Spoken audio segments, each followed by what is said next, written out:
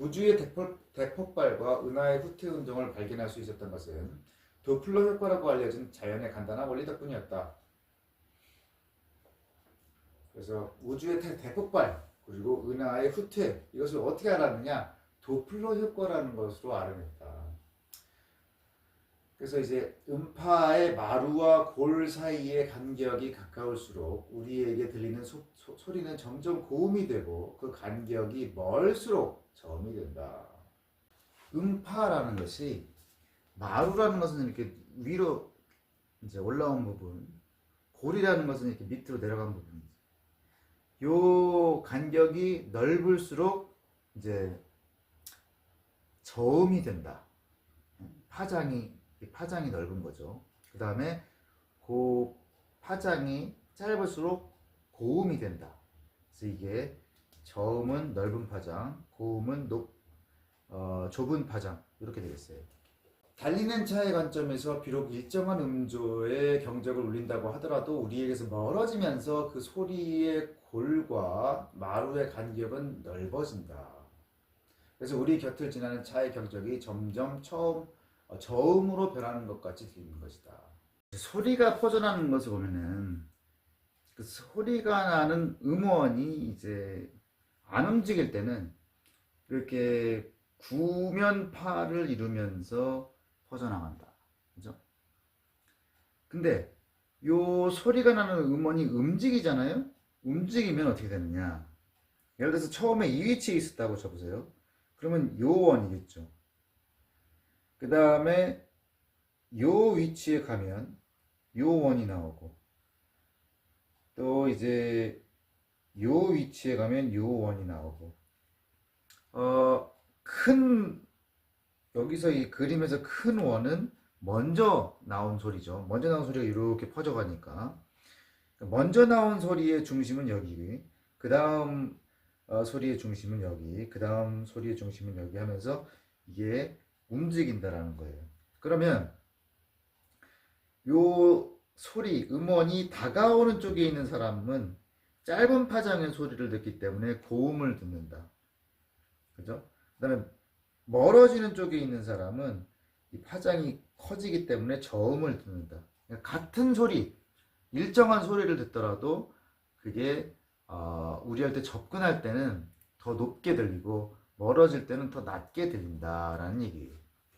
그래서 이제 일정한 속도로 달리는 차, 여기 우리한테서 멀어지면 소리의 골과 마루의 간격이 넓어져서 차의 경적이 점점 저음으로 변하는 것 같이 들린다.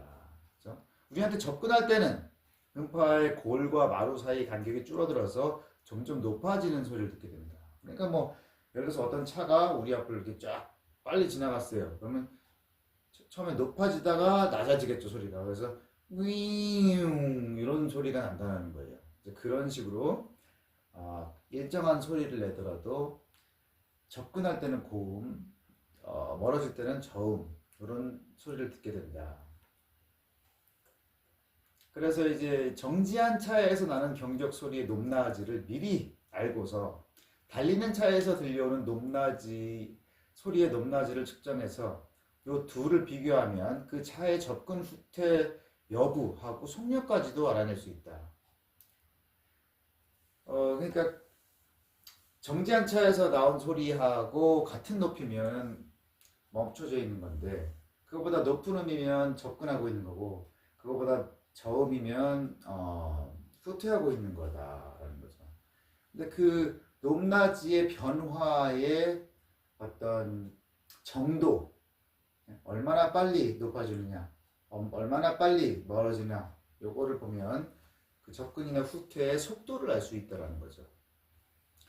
그래서 달리는 차가 경적 대신에 노란색의 빛을 방출한다고 한번 해보자라는 거죠. 차가 접근할 때는 주파수가 증가한다. 주파수가 증가한다는 것은 파장이 짧아진다는 얘기예요. 뭐냐면 파장이 짧으면 같은 시간 안에 여러 개가 통과하겠죠. 주파수가 높아진다는 거죠. 그 다음에 멀어질 때는 주파수가 감소한다. 이게 무슨 말이냐? 파장이 넓어진다라는 거예요. 그래서 우리가 일상생활에서 경험하게 되는 차의 속력으로는 빛의 주파수나 파장, 변화량이 감지할 수 없을 정도다. 근데 그 차가 빛의 속도에 상응하는 그런 속도라면은 그 변화량을 우리가 감지할 수 있다는 거죠. 그래서 빛의 색깔이 변한다. 그래서 우리가 처음에 예를 든 것을 소리로 예를 든 것이, 소리는 우리가 그런 감지를 할 수가 있지만 빛은 예를 들어서 그 차라고 했을 때 그 차가 빛의 속도로 가지 않는 한 그걸 경험할 수 없기 때문에 일단 소리로 예를 든 거다. 그러니까 차가 관측자한테 접근할 때는 파장이 짧아져죠. 그래서 색깔이 노란색에서 파란색으로 이동한다. 파란색이 더 짧은 파장이죠. 그래서 이것을 청색 편의 또는 청색 이동이다. 반대로 멀어지면 노란색이 빨간색으로 변해서 적색 이동 또는 적색 편의가 생긴다. 근데 이제 멀리 있는 은하들의 도플러 효과를 보니까 빛의 적색 이동이 관측됐다. 그게 무슨 말이냐면 멀어진다라는 거예요. 멀리 있는 은하들이 더 빨리 멀어진다. 그 얘기는 뭐예요? 공간이 팽창한다는 얘기죠. 그래서 이제 밀턴 휴메이슨하고 에드윈 허블 이 사람들이 먼 은하들의 스펙트럼이 적색 이동을 보이고 적색 이동의 정도가 은하까지의 거리에 비례하여 증가한다는 사실을 발견했다. 그래서 멀면 멀수록 더 적색 이동이 나타났다. 멀면 멀수록 더 빨리 후퇴한다는 얘기죠. 그래서 이 발견이라는 것은 우주의 기원이 대폭발이었음을 암시하고 있었다. 그래서 적색 이동이 우주 팽창의 유일한 증거는 아니고 적색 이동과 별도로 우주 배경 복사도 우주 팽창을 설명하는 사실이다 이거죠. 하늘의 어느 방향을 보든 미약한 세기의 전파 신호가 잡힌다. 그래서 잡힌 전파 신호의 세기가 파장에 따라 어떻게 변하는지 조사하면 이 신호를 내는 물질의 온도를 추정할 수 있다. 그러니까 그 전파 신호가 그 파장에 따라서 그 세기가 어떻게 변하는지를 보면 그 물질의 온도를 알 수 있다는 거예요. 그래서 오랜 세월을 거치는 동안 대폭발 순간의 화구는 우주의 팽창과 더불어 식어왔다. 근데 이제 우주 배경 복사에서 측정한 온도가 식어버린 화구 온도의 추정값과 정확히 일치했기 때문에 우주 배경 복사 역시 우주 팽창의 훌륭한 증거다. 그래서 우주 배경 복사에서 이제 측정한 온도가 있어요. 근데 그게 이제 우리가 최초 원시 화구에서 식어버린 화구 온도의 추정값, 요 정도 식었을 것이다. 그래서 요 정도 온도가 됐을 것이다 라는 것과 비교해 봤을 때 그게 정확히 맞아떨어졌다는 거예요. 그래서 이것이 우주 배경 복사가 우주 팽창의 증거다.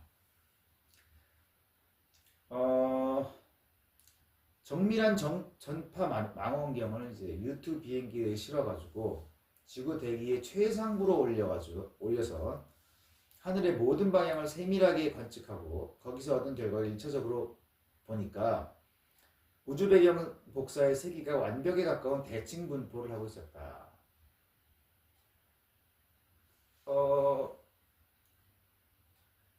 우주 배경 복사의 세기가 완벽한 대칭 분포를 하고 있다는 게 무슨 말이에요? 모든 방향으로 같은 속도로 멀어진다는 거죠. 이로부터 우리는 대폭발 순간의 화구가 모든 방향으로 일정하게 팽창했고 다시 말해 우주는 완전 대칭의 상태에서 시작됐다는 결론이 나온다.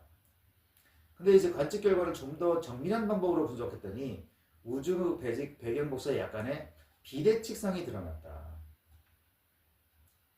그래서 우리 은하수 은하가 자신이 속해 있는 국부은하군의 다른 은하들과 함께 천여자리 은하단 방향으로 초속 600km 이상의 속력으로 달려가고 있다고 한다면 앞에서 드러난 비대칭성은 대부분 깨끗하게 설명된다. 그러니까 정밀하게 측정했더니 그게 완전한 대칭은 아니고 조금 비대칭성이 있는데 우리 은하수 은하가 속한 북부 은하권 자체가 처녀자리 은하단 방향으로 초속 600km 이상의 속력으로 달려가고 있다면 이 비대칭성이 해결이 된다는 거예요. 그게 무슨 말이에요? 실제로 그렇게 되고 있다라는 얘기죠. 그래서 이 정도의 속력이면 우리는 100억 년 이내에 처녀자리 은하단에 도달하게 된다. 우주 배경 복사를 고공에서 관측한 조지 스무트하고 그의 동료들이 처녀자리 은하단의 중력작용으로 우리 은하수 은하가 이 은하단의 중심으로 빨려 들어가는 중이라는 제안을 내놓았다. 그래서 이제 처녀자리 은하단의 중력, 처녀자리 은하단이 굉장히 큰 은하단이라고 했죠. 그래서 그 중력 때문에 우리 은하가 빨려 들어가고 있다는 거죠. 우주는 대폭발 이래 지금까지 계속해서 팽창해 왔을 가능성이 큰데 그렇다고 해서 계속 우주가 앞으로 영원 무궁히 팽창할지는 알 수가 없다는 거죠. 우주 팽창의 속도가 점점 느려지다가 결국 멈춘 다음 팽창의 방향을 바꿔서 수축할 수도 있기 때문이다.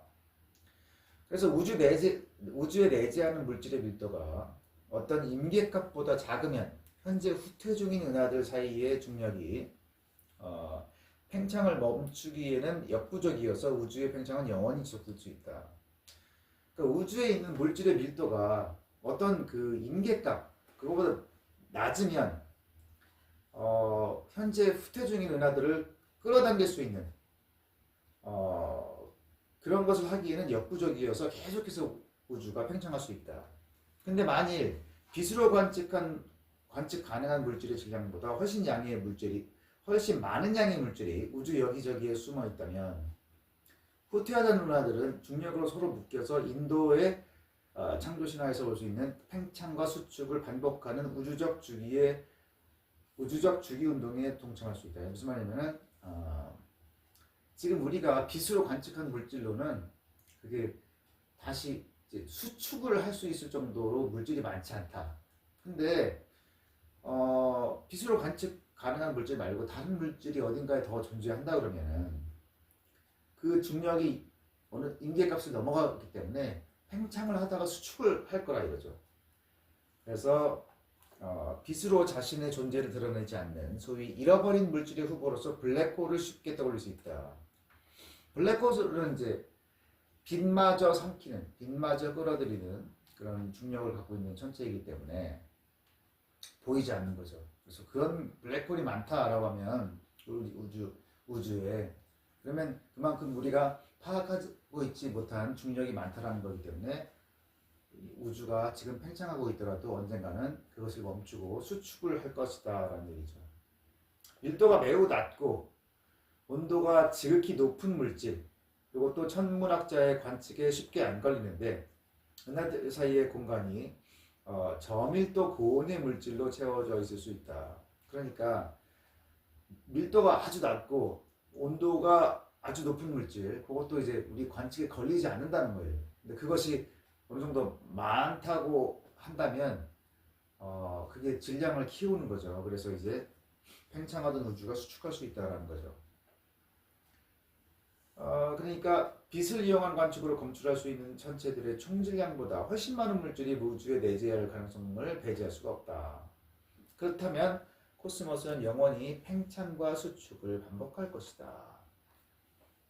그래서 그게 지금으로부터 100억 년 전인지 200년 전인지 200억 년 전인지 그 구체적인 시간은 뭐 크게 문제가 안 되는데 어쨌든 간 하나의 우주가 어느 순간에 갑자기 생겨나 팽창을 시작한 것은 확실하다. 그래서 이제 우주가 영원 무궁 팽창할 것인지 아니면 팽창과 수축을 주기적으로 반복할 것인지는 우주 물질의 재고를 조사하면 된다. 자, 그러니까 우주에 물질이 얼마나 있는지를 파악을 하면 그것을 이제 추정할 수가 있다는 거죠. 다른 한 가지 방법은 코스모스의 끝, 우주의 끝까지 한번 가보는 것이다.